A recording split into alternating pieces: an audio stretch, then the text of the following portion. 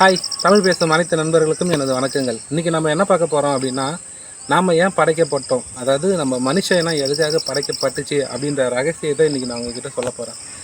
எதுக்காக படைக்கப்பட்டோம் அப்படின்னு நம்ம பார்க்குறதுக்கு முன்னாடி ஒரு விஷயம் நம்ம தெரிஞ்சுக்கணும். நம்ம வந்து யாரால் படைக்கப்பட்டோம் அப்படின்ற விஷயத்தை நம்ம தெரிஞ்சுக்கணும்.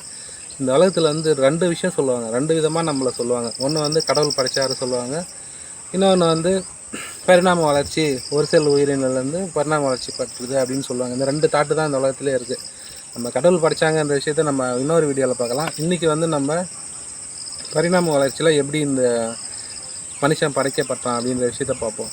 ஆக்சுவலாக இந்த பரிணாம வளர்ச்சின்றது ஒன்றும் கிடையாது. இந்த பஞ்சபூதம் சொல்லுவோம் பார்த்தீங்களா, நிலம், நீர், காற்று, நெருப்பு, ஆகாயம்.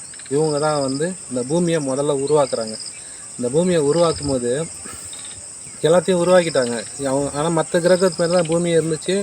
பட் இந்த பூமியை மட்டும் கொஞ்சம் டிஃப்ரெண்ட்டாக, அது ஏன்னு எனக்கே புரியல. பூமிக்கு திடீர்னு உயிர் வந்துருச்சா என்னான்னு தெரியல. மற்ற செவ்வாய் கிரகம்லாம் இன்னும் அப்படியே தான் இருக்குது. செவ்வாய், புதன் எல்லாமே அப்படியே மாதிரி தான் இருக்குது. பூமிக்கு மட்டும் ஏதோ உயிர் வந்துச்சு போல் இருக்குது. இந்த பஞ்சபூதங்கள்லாம் ஒன்றா சேர்ந்து பூமியை வந்து ஒரு அழகான பூமியாக மாற்றிட்டாங்க. இப்போ நான் ஒரு எக்ஸாம்பிள் சொல்கிறேன், நீங்கள் அதை கொஞ்சம் இமேஜின் பண்ணி பார்த்துங்க. ஒரு அழகான கடற்கரை, அந்த கடற்கரையில் வந்து பக்கத்தில் தென்னை மரம் இருக்குது, நீல நிற கடல், மணல் திட்டுக்கள்லாம் அழகாக இருக்குது, பக்கத்தில் தோட்டம், பூக்கள்லாம் பூத்து குலுங்குது. இந்தமாரி ஒரு அழகான ஒரு இதை படைச்சிட்டாங்க. அந்த பஞ்சபூதங்கள் சேர்ந்து வந்து படைச்சிட்டாங்க. அதை வந்து அவங்களால என்ஜாய் பண்ண முடியல. படைச்சிட்டாங்களே தவிர அவங்களுக்கு என்ஜாய் பண்ணுறது தெரியல. ஸோ அவங்க யோசித்தாங்க, என்னடா நம்ம இவ்வளோ அழகான ஒரு உலகத்தை படைச்சிட்டோம், இது எப்படி நம்ம என்ஜாய் பண்ணுறது அப்படின்னு சொல்லிட்டு யோசித்தாங்க. அதுக்கப்புறம் என்ன ஆச்சுனாக்கா, அவங்களே சரி நம்ம மனுஷனாக மாறலாம், மனுஷனாக மாறி அதை போய் என்ஜாய் பண்ணலான்னு சொல்லிட்டு பஞ்சபூதங்கள் தான். இப்போ நம்ம எல்லாமே, இப்போ நான் வந்து அன்பு கிடையாது, இந்த கேமரா எடுக்கிற செல்வகுமார் சார் வந்து அவரு வந்து செல்வகுமார் கிடையாது, பார்க்குற நீங்கள் யாருமே வந்து அந்தந்த பேருடைய ஆள் கிடையாது. பஞ்சபூதங்களுடைய கலவை தான் நம்ம. இப்போ நம்ம பஞ்சபூதங்கள் தான் என்ன பண்ணிச்சு, மனுஷனாக மாறி அந்த கடற்கரை சொன்னேன் இல்லைங்களா, அந்த இடத்துல போயிட்டு அந்த இயற்கையை வந்து ரசிக்க ஆரம்பிச்சிச்சு. என்னடா இவ்வளோ சூப்பராக நம்ம படைச்சிட்டோமே, இப்போ இயற்கையை ஒரு காற்றால் அந்த இடத்த ரசிக்க முடியாது, நெருப்பால் அந்த இடத்த ரசிக்க முடியாது. ஆனால் அது ஒரு மனுஷனாக மாறுச்சுன்னா அங்கே போயிட்டு ஆடலாம், பாடலாம், சந்தோஷமாக இருக்கலாம். அதுக்காகவே தான் நம்மளை படைச்சாங்க. அதேமாரி மனுஷனாக மாறி அந்த கடற்கரையில் போய் சந்தோஷமாக இருந்தாங்க. அவங்களுக்கு திடீர்னு வேறு ஒரு ஆசை வந்துச்சு, இதை நம்ம மேலேருந்து பார்த்தா எப்படி இருக்கும் அந்த இடம் அப்படின்னு சொல்லிட்டு யோசிச்சாங்க. அப்போ தான் பறவையாக மாறுறாங்க. பறவையாக மாறி அந்த இடத்துல போய் மேலேருந்து பார்க்குறாங்க. சரி கடலுக்குள்ளே போய் பார்க்கலாம் எப்படி இருக்குதுன்னு சொல்லிட்டு தான் அப்போ மீனாக மாறுறாங்க. மீனாக மாறி கடலுக்குள்ளே போய் துள்ளி துள்ளி குதித்து சந்தோஷமாக இருக்காங்க. ஆக்சுவலாக நான் என்ன சொல்ல வரேன்னா, இந்த பஞ்சபூதங்கள் தான் நாம் எதுக்காக நம்ம பிறப்பெடுத்தோம் அப்படின்னு பார்த்திங்கன்னா, இந்த இயற்கையை ரசிக்கிறதுக்காகவும் இவங்க கூட சேர்ந்து நம்ம பயணிக்கிறதுக்காக தான் நம்ம படைக்கப்பட்டோம். ஆனால் மற்ற எல்லா உயிரினமும் அந்த வேலையை இன்றைக்கி வரைக்கும் கரெக்டாக பார்த்துட்ருக்கு. கரெக்டாக பிறகுதுங்க, இயற்கையோடு சேர்ந்து வாழுதுங்க, சந்தோஷமாக இருக்குதுங்க, மரணம் வந்தால் செத்து போயிடுதுங்க. ஆனால் மனுஷன் மட்டும் என்ன பண்ணுறான்னா, அந்த வேலையை விட்டுட்டு மற்ற எல்லா வேலையும் பார்த்துட்ருக்கோம். இயற்கையை நம்ம ரசிக்கிறதே கிடையாது, அதுங்க கூட நம்ம சேர்ந்து வாழறதும் கிடையாது. நம்ம படைச்ச நோக்கமே இயற்கையோடு இருக்கணுன்றதுக்காக தான். பட் அதை விட்டுட்டு மற்ற எல்லா வேலையும் பார்த்துட்ருக்கோம்.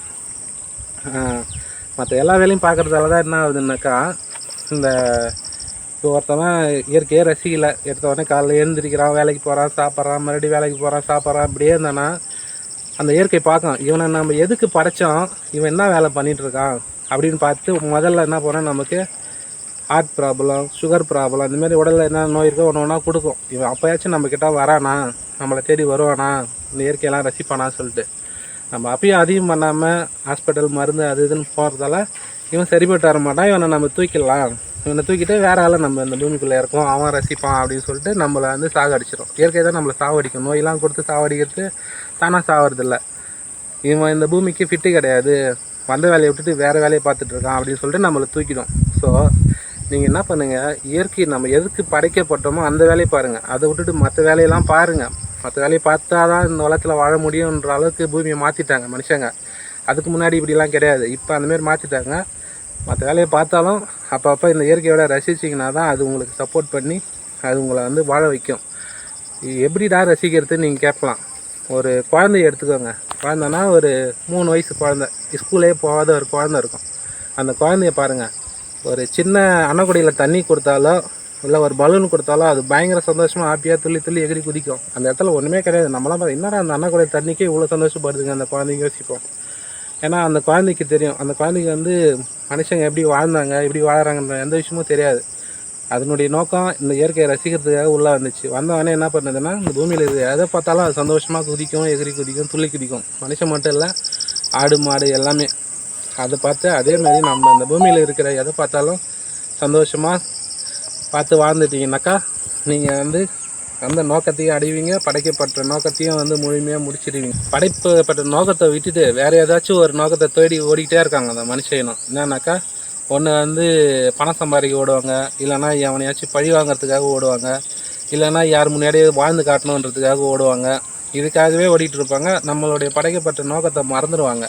அதெல்லாம் பண்ணாமல் நம்ம என்ன பண்ணணுன்னாக்கா, படைக்கப்பட்ட நோக்கத்தை நீங்கள் பர்ஃபெக்டாக முடித்தாதான் உங்களுக்கு அடுத்த மறுபடியும் நம்மளுக்கு 100 வருஷம் ஏன் கொடுத்துருக்காங்க அப்படின்னு பார்த்தோன்னாக்கா, பூமியில் இருக்கிறதெல்லாம் நம்ம அனுபவிச்சிடுவோம் 100 வருஷத்தில்.